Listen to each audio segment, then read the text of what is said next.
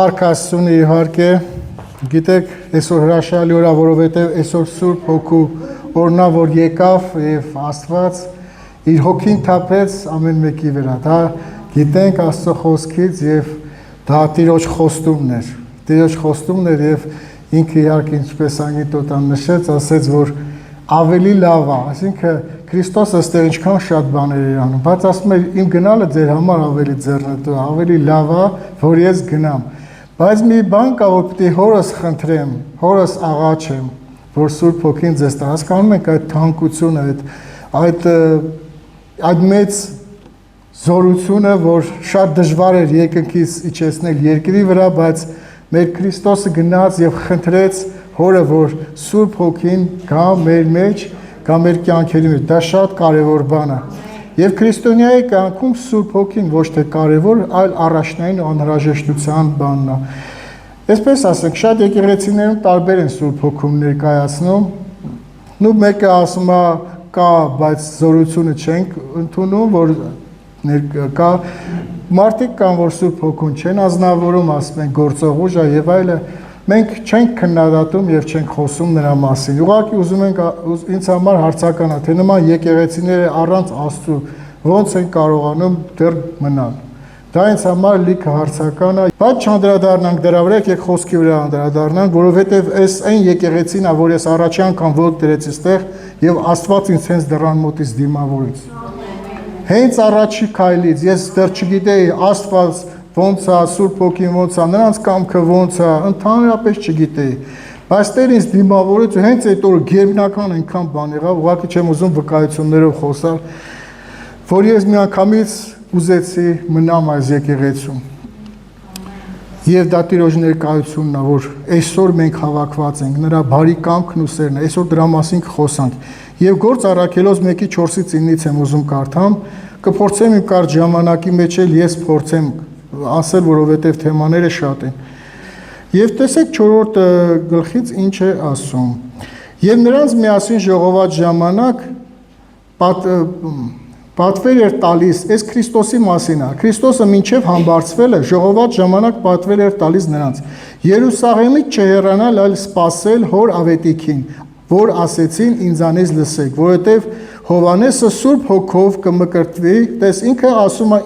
ինչ անելուց տեսեք, որովհետև Հովհաննեսը հիրավի ջրով կմկրտեց, բայց դուք Սուրբ Հոգով կմկրտվեք, ոչ թե շատ օրերի սրանից հետո։ Տեսեք ինչ է ասում, Հովհաննեսը մինչև ինձ Հիսուս Քրիստոսն ասում, ջրով էր մկրտում, բայց ես ձեզ մկրտելու եմ Սուրբ Հոգով։ Հիմա ուզում ենք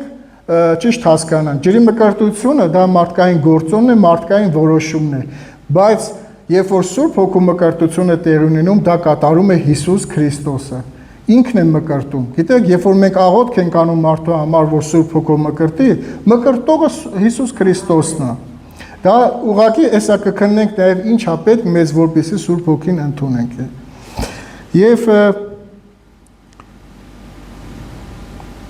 Եվ աշակերտները փոխանակ հարցնեն Սուրբ Հոգու մասին, այլ բաներից են խոսում։ Տեսեք ինչ ասում։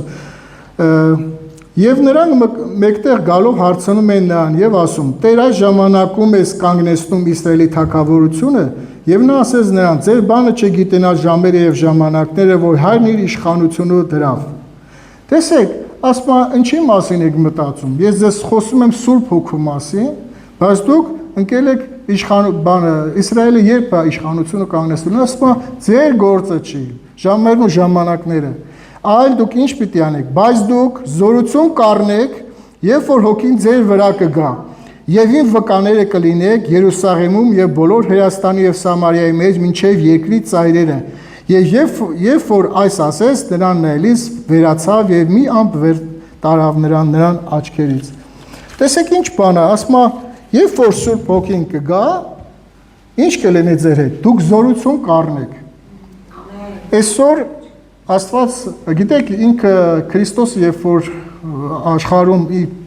պատվիրանն էր կատարում, ինքը երբեք իր աստվածային զորությունը չօգտագործեց։ Նա օգտագործում էր Սուրբ Հոգու զորությունը։ Անձնական իրանը չէր օգտագործում։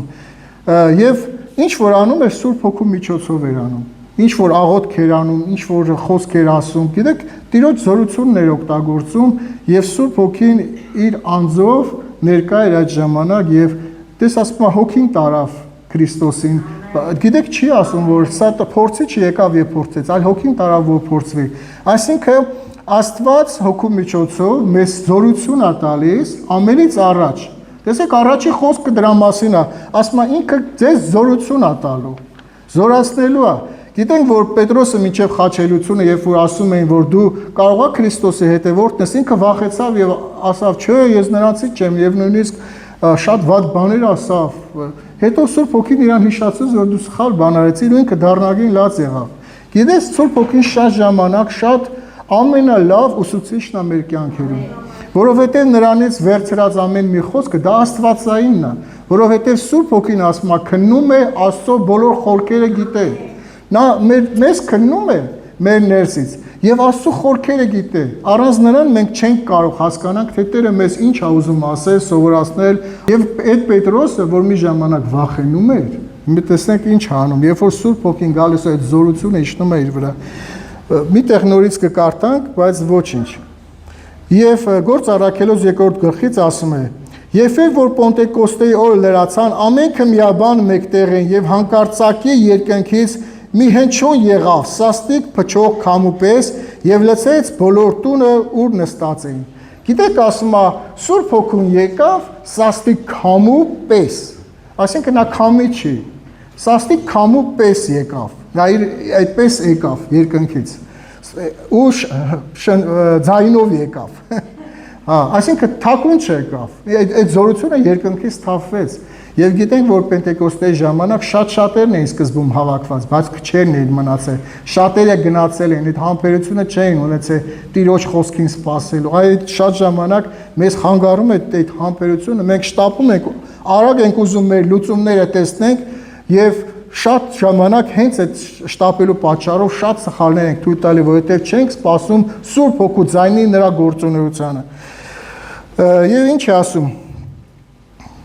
Քամու պես եկավ, եւ երևացան նրանց բաժանված լեզուները ինչպես կրակից նստած նրանց ամեն մեկի վրա, եւ ամենքը Սուրբ Հոգով լցվեցան եւ սկսեցին ուրիշ լեզուներով խոսել, ինչպես որ Հոգին նրանց խոսել էր տալիս։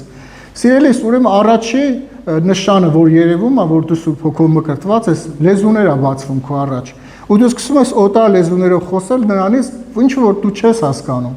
Այո, դրա համար, որովհետև դա աստվածային լեզու է, դա սատանան էլ չի հասկանում, դու ինչ ես աղոթում։ Բայց Տերն ասում, Տերը առաքյալի միջոցով ասում է, եթե դու կարողանում ես լեզուներով արդեն վարժ աղոթել, ապա Տիրոջից խնդիր, որ թարգմանություններ ստանաս, որովհետև թարգմանությունը եկեղեցու շինության համար շատ կարևոր է։ Դրա համար հաճախակի խնդրեք թարգմանությունը, այստեղ խոսքերը ասում է լեզուները բաժանվեցին եւ մարդիկ սկսեցին, այստեղ գրված է շարունակության մեջ, որ շատերը լսում են, որ իրանց երկրի լեզուներով են խոսում եւ ասում են, այս մարդիկ մեր երկրից չեն, Եգիպտոսից չեն, ասենք ինչ որ այլ տեղերից չեն, բայց մեր լեզուներով աղոթք են անում, խոսում են ու շատերին սա հետաքրքրեց։ Եվ նույն խոսքի 12-ից 19-րդ գլուխներն եմ կարդում եւ այստեղ եւ հիանում են, տես մարդիկ եկան լսեցին եւ հիանում էին, մեծամեծ բաներ խոսում են եւ հիանում էին ամենքը եւ զարմանում եւ մեկը մյուսին ասում են, սա ինչ բան լինի, իսկ ուրիշները ծաղր անելով ասում են քաղցությամբ արփած են։ Տեսեք ինչ ասում, այս գերբնական բանի հետ ծաղրողներ էլ կային, որոնց հրաշքները երբևէ իրանց կյանքում չէին տեսել, բայց ծաղրողները միշտ շրջակայքում են։ Հիմա ուզում եմ ասել, որ քո հավատքից եւ քո խոսքից, քո պահվածքից բոլորը քեզ չեն հասկանա, ասեն, այս մարդը ընտիր կյանք է ընտրել եւ ծաղրողներ կլինեն, բայց դա կարևորությունը չէ, կարևորությունը Աստծո կամքն է քո կյանքում եւ դա պիտի դրսեւորես։ Եվ դա դրսևորելը նրա մեջ է, որ Սուրբ Հոգուն պետք է ուշադրությամբ լսես։ Շարունակությունն ասում է, եւ Պետրոսը վեր կացավ։ Այն Պետրոսը, որ վախում էր առաջ, ասի ես Քրիստոսի հետևորդ եմ։ Եվ Պետրոսը վեր կացավ այն 11-ի հետ, իր ձայնը բարձրացրեց եւ նրանց հետ խոսեց։ Եվ Հրեաստանի մարդիկ եւ ամենքը, որ բնակված էր Երուսաղեմում, սա ձեզ հայտնի լինի։ եւ իմ խոսքերը ականջ դրեք, որովհետեւ չէ թե ինչպես դուք եք կարծում սրանք արփած են, որովհետեւ օրվա 3-րդ ժամն է, այսա Հովել մարգարե ձեւն ասված է, եւ կլինի հետին օրերում, այս է ասում Աստված, որ իմ հոգուցը կթափեմ ամեն մարմնի վրա, եւ ձեր որդիք եւ ձեր աղջիկները կմարգարեանան, եւ ձեր երիտասարդները տեսիլքներ կտեսնեն, եւ ձեր ծերերը երազներ կտեսնեն։ Սա հոգու պարգևներն է, սիրելիս,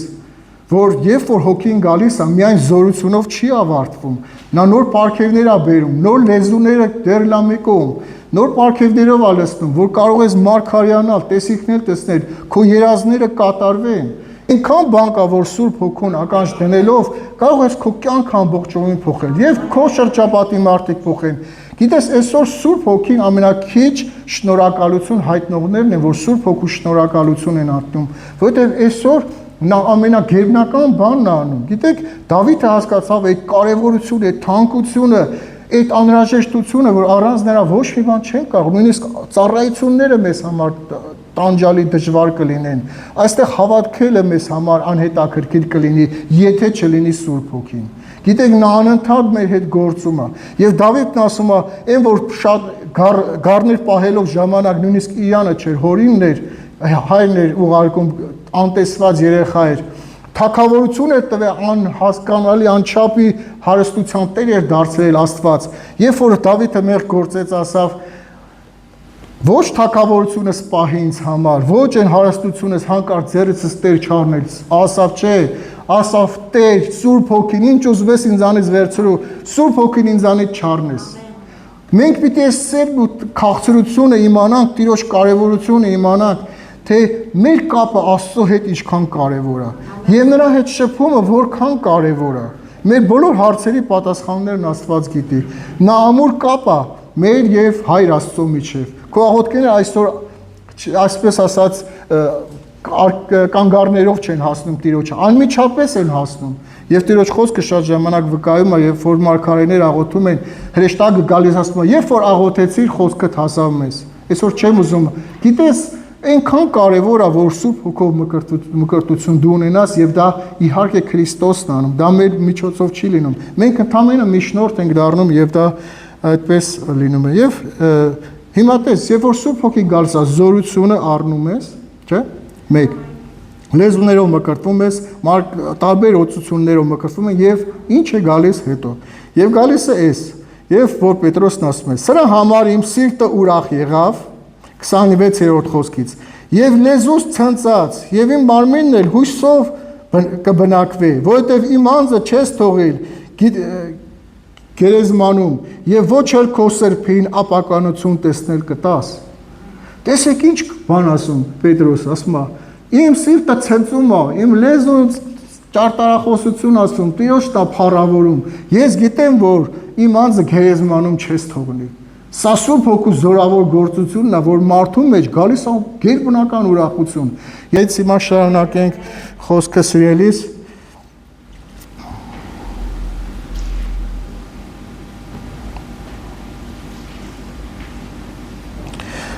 Եվ նույն խոսքի 37-րդ խոսքից կարդանք մինչև 42 խոսքը։ Եվ երբ որ այս լսեցին,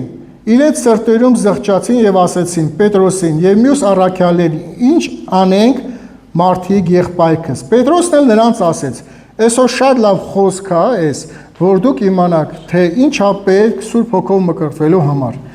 Ապաշխարեցեք եւ ձեզանից ամեն մեկը թող մկրտվի Հիսուս Քրիստոսի անունով մեղքերի թողության համար եւ Սուրբ Հոգու պարգևը կստանաք»։ Շատ հեշտ, ապաշխարեցեք, ձեր սիրտը Տիրոջ առաջ բերեք, ուղիղ կանգնացրեք։